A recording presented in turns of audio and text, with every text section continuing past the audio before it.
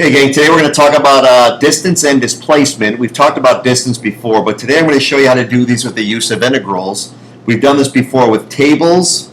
I will not address the tables today. I'll save that for class, but I do want to do these in terms of integration. Okay. Displacement is the change in the position of a particle from T1 to T2. So if I got my little gremlin here, you can see that he went right, stopped, went left, went right again, went left, and then went right. So he started at position 0, ended at 5, so his displacement would be from 0 to 5. Okay. Now to find displacement, all you simply have to do is integrate velocity over the time period. Total distance, all right, is the absolute value of that, but that only occurs when you're going in the same direction. Okay. So we've got to be careful with this. If I'm moving right, I'm okay. Whenever we move left, I need to negate it. Okay, because if I don't, I'm going to have a negative value that's going to chip away at that total distance. So to remedy that, we're going to have to revisit our number line analysis. Okay, so here we go. So for first example, and I'll do 2 of these because I'll let you try the second one because this is very important, not that everything else isn't important. So a particle moves along a straight line, so the velocity of time t is t squared minus 2t meters per second. Part A, find the displacement. Okay? So the displacement's fairly simple. All I'm simply going to do is integrate from 0 to 3 t squared minus 2t dt. Okay? So when I do that, we get t cubed over 3 minus 2t squared over 2, or simply just t squared, and we're going from 0 to 3. So finally, we get a solution of, let's see, 3 cubed, 27 thirds, we get 9 minus 9, 0. So the final answer would be 0. So this object has displaced 0 units. Okay, piece of cake. Now a little bit more rigor involved with finding the total distance. Okay, so first of all, we have to revisit our number line analysis because I have to figure out when this object is moving left, if in fact it does. So if you recall, we're going to set our velocity equal to 0. So in this case, we'll have t squared minus 2t equals 0. t minus 2, so that's going to give me a critical value of 0 and 2. So obviously 0, and we'll pick a 2. So now we pick our numbers. Number between 0 and 2, let's say 1, I get a positive times a negative. And then a number bigger than 2, we'll say 3, gives me a positive. So this object does move left from 0 to 2. Okay? And then it goes right. So if I'm going to set up my total distance traveled, my formula would be as such, total distance. Okay? So from 0 to 2, it's moving left, so I need to negate that distance so I don't lose it. Okay, and you'll see why in a minute. And then we just integrate velocity. So what do we have? T squared minus 2t dt plus, and then the object from 2 to 3 goes right. So that would be my setup. Okay? So moving left from 0 to 2, so negate from 0 to 2 the velocity t squared minus 2t. Then it goes right, so I'm good to go. All right, so let's evaluate this. So when I do that, I get a negative t cubed over 3 minus t squared, and that will go from 0 to 2, plus, again, t cubed over 3 minus t squared from 2 to 3. All right, pencil's not showing up that great, but you get the idea. So when I do that, we get negative, and I'm going to slide this up a tad bit.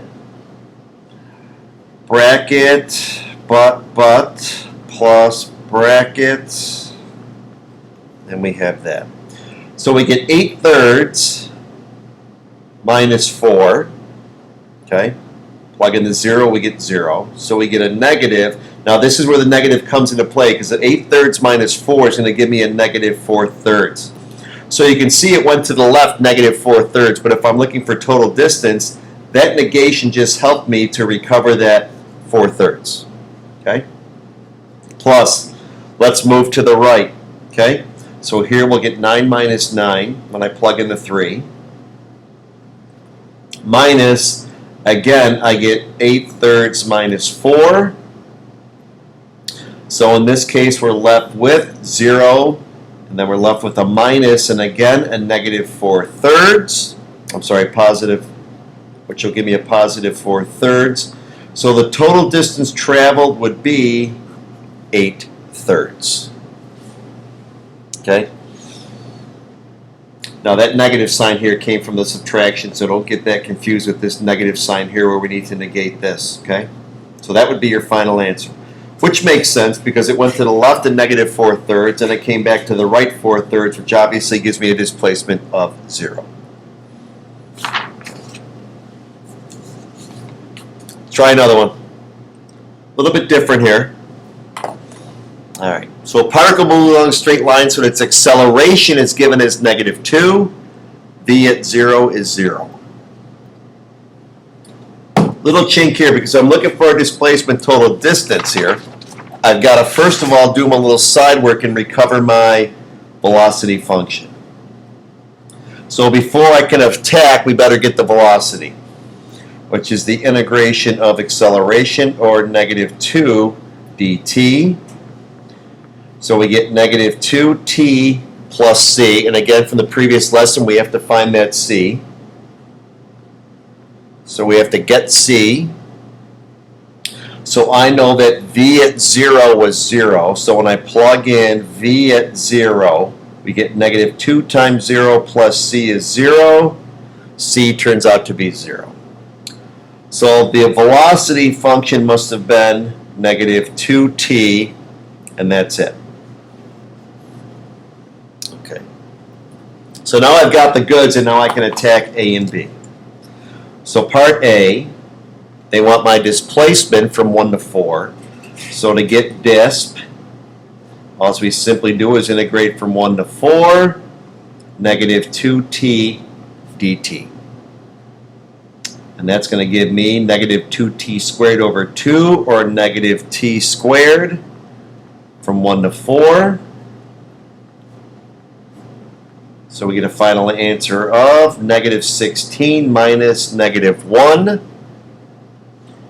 which turns out to be -16 plus 1, or -15. So that would be the displacement of the object. Part B, find the total distance traveled. All right. Before I can do that, let's revisit. So I have to figure out my velocity number line. And I only care from 1 to 4, so if you wish, I'm going to pop those in right now. Now to figure out the direction, we're going to take the velocity and set it equal to 0. So real simple. -2t equals 0, t equals 0. Which I really don't care about because I'm living in the world from 1 to 4. So let's pick a number between 1 and 4. And if I plug in 2, we get a negative value. So this object is going left throughout 1 through 4. So now to get the total distance, I'm going left, so I'm negating the integral from 1 to 4. And what do we have? -2t dt. So if we integrate, we get -2t squared over 2, or -t squared, which will give me t squared from 1 to 4. So final answer is, we get 16 minus 1, or 15. Now you might have said, why didn't we jump to that right away? Well, you kind of could have, because throughout the entire life this thing is going in the same direction. So if we go back to that first sheet, if it's going in the same direction, I can simply just take the absolute value of my displacement. So the absolute value of -15 gives me 15. Okay?